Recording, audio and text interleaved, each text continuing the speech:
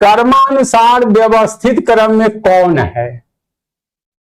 तो वही जो बोल रहे थे 1928 से, देखे मिस माइंड में साइमन कमीशन का स्थापना जो हुआ था, इसको व्हाइट कमीशन भी कहा जाता था। स्थापना हुआ था 1927 में, लेकिन भारत में जो आया था 1928, वहां पर एक बोल रहे थे मिस माइंड मुंह पर नहीं आ रहा है, तो यही है साइमन कमीशन। इसको श्वेत आयोग भी कहता है। तो अगर इसको हम आगमन, भारत का आगमन होता है तो 1928 हम लिख देते हैं, हो गया। असहयोग आंदोलन 1920 से 22 तक चलता है, लेकिन ये हो गया। पूना समझौता 1932 किसके? गांधी और अंबेडकर के बीच में। गांधी इरविन समझौता अभी क्या किए थे? 1931। अब देखिए जो कौन है, तो सबसे पहले कौन होगा? 2 1920 है। इसके बाद में क्या होगा? 2 के बाद 1 28 ये है। इसके बाद में 2 1 और 4 गांधी इरविन समझौता 1921, अब पूना समझौता 1932। तो 2 1 4 3। इस पर सब पर नहीं तो लगभग सब चीज बोल दिए हैं। गांधी इरविन समझौता, पूना समझौता, ये सब तो किया हुआ है आपका। महात्मा गांधी को सर्वप्रथम राष्ट्रपिता किसने कहा था?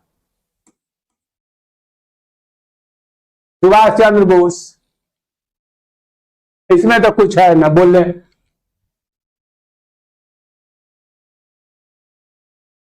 किसने कहा था तुम मुझे खून दो मैं तुम्हें आजादी दूंगा?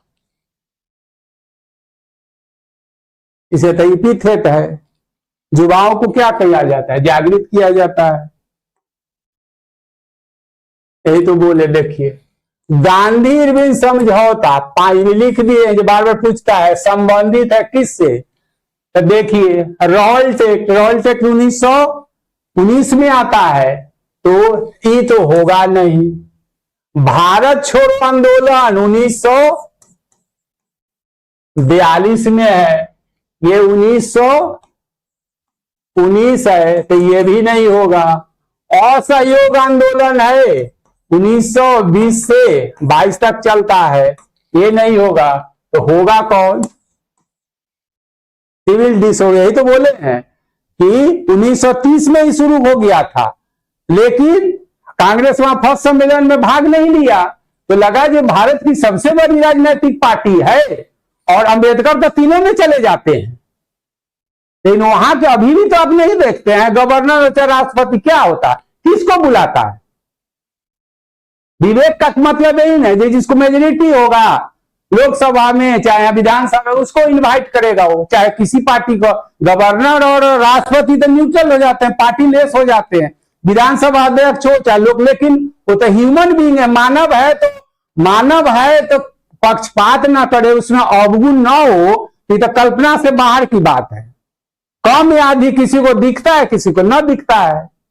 राजनीति के क्षेत्र में तो और है, तो सब चीजें आप लोग जनरल जीएस पढ़ते हैं, तो रिटेन में तो एनालिसिस होता है। जो गवर्नर की नियुक्ति सबसे विवादास्पद मुद्दा रहा है भारत के इतिहास में, वो सब तो बेंच के लिए है, वो सब नहीं है। तो यहां पर क्या गांधी इरविन समझौता किससे समझौता? सिविल डिसोबिडियंस से। वहां लिखे ना 1930 से 35 तक, तो 30 में शुरू हुआ। गांधी इरविन समझौता के तहत ही ये सिविल डिसोबिडियंस मूवमेंट को विड्रॉ किया गया गांधी द्वारा, और ये कहा गया, इसमें भी कहा गया कि आप वहां गोलमेज सम्मेलन जो सेकंड राउंड कॉन्फ्रेंस, उसमें आप भाग लीजिए। तो तैयार हुआ, उसके प्रतिनिधि के रूप में गांधी वहां जाते, और जब वहां से आते हैं कुछ ना बात बनती है, तो फिर शुरू हो जाते 33 तक खिंचाता। तो क्वेश्चन कैसे बना हुआ देख रहे हैं ना, अपने आप में गांधी इरविन समझो 1931 ये हो गया। इरविन कौन है? यहाँ का वायसराय है। गांधी क्या है सब जान रहे हैं। रॉयलटेक 1931 में, जिसी को काला कानून कहता है, पिछले क्लास में बता भी दिए हैं। नहीं ना वकील ना दलील ना अपील, रॉयलटेक इसको कहता है। ये भारत छोड़ो आंदोलन डू एंड डन। अगर बयान में कहिएगा तो इसको थोड़ा सा तो थोड़ा ये हो गया, क्या इसको कहेंगे, तथ्यात्मक हो गया। 1905 फरवरी 1922 को चौरा चौरी की घटना जो होती है, गांधी के आंदोलन में जो है से हिंसा का कोई स्थान नहीं, तो गांधी विड्रॉ कर लेते हैं। युवा जो है एकदम एक्सट्रीम पर पहुंचा हुआ था और बहुत वक्तव्य दिए गरम दल के लोग, तो वो पर अभी नहीं जा रहे हैं। लेकिन वहां पर जो है से हिंसा का कोई स्थान नहीं, इस आधार पर वो कांग्रेस जो है, गांधी जो है से असहयोग आंदोलन को क्या करते, वो वापस ले लेते हैं 1922 में। ठीक 20 वर्षों के बाद जो है 1942 होता है, तो उसमें कहते हैं डू और डाई, करो या मारो। देख रहे हैं वर्ड तो बड़ा छोटा है, इसका मतलब क्या हो रहा है। CWC Congress working committee, Congress कार्यकारिणी समिति जो है तो भारत छोड़ो आंदोलन को रेटिफाई नहीं कर रही थी, लेकिन गांधी जी पर पड़ गया, कहते हैं डू और डाई। तो क्या गांधी जी और जवान हो गए थे? कोई व्यक्ति हो, हम आप हो, तो जिस एज में होगा 20 वर्षों के बाद तो उसका एज और ढलेगा ही। गांधी जी उस समय जन्म तो नहीं लिए थे, पढ़ कर आ गए थे विदेश से। तो 22 में कहते हैं जे विड्रॉ कर लेते हैं, मेरे आंदोलन में हिंसा का कोई स्थान नहीं है। अब ठीक 20 वर्षों के बाद 42 में कहते हैं डू और डाई।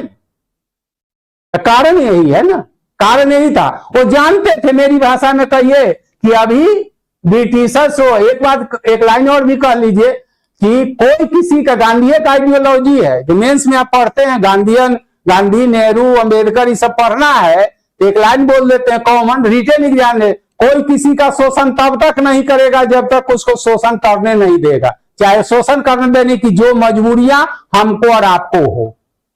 गांधी का यही आइडियोलॉजी है।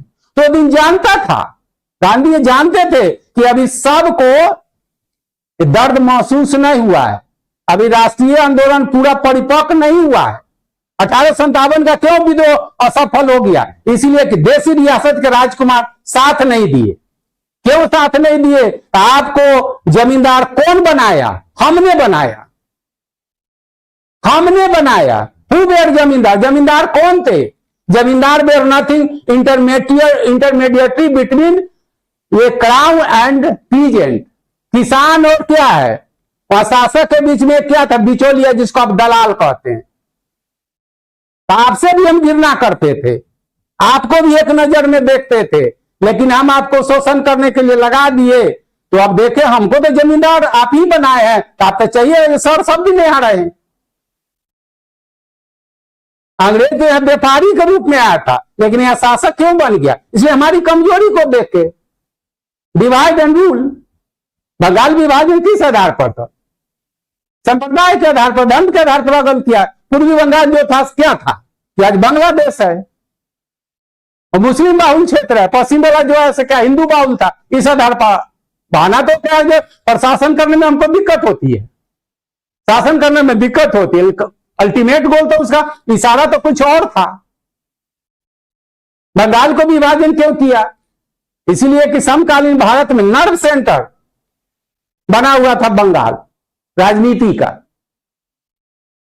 सब इतिहास का हिस्सा है। बहुत कुछ बोल दिए।